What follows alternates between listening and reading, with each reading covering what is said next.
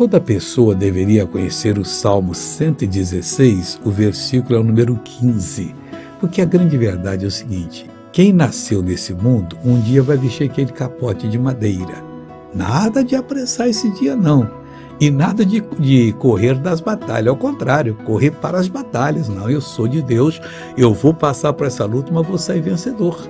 Diz assim o Salmo 16, preciosa é a vista do Senhor a morte dos seus santos. Se você for um santo de Deus, uma pessoa santificada pelo sangue de Cristo, uma pessoa que pauta a vida por aquilo que diz a palavra do Senhor, você vai enfrentar as batalhas e não vai ter medo. E quando chegar o seu último dia, pode ter certeza que Deus nunca falhou em nada, nem vai falhar nessa revelação. A morte daqueles que servem a Ele, para Ele é preciosa. Do outro lado, Ele estará à nossa espera. Presente aqui, ausente aqui, já presente com o Senhor. Deus abençoe você. Veja essa pessoa que foi abençoada, eu volto para orar. Não, estava secando. Secando. Aí começou a defeituar tudo, aí ficou assim, ó. Eu fechava a mão e fazia assim, que nem estava tirando nos outros. O braço, eu não fazia isso que estou fazendo, ó.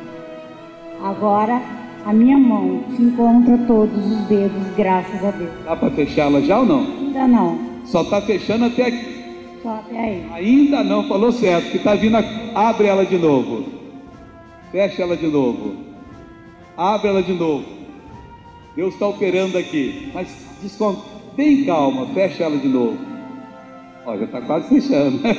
Abre ela de novo. Bem calma, fica tranquila. Em nome de Jesus, fecha ela.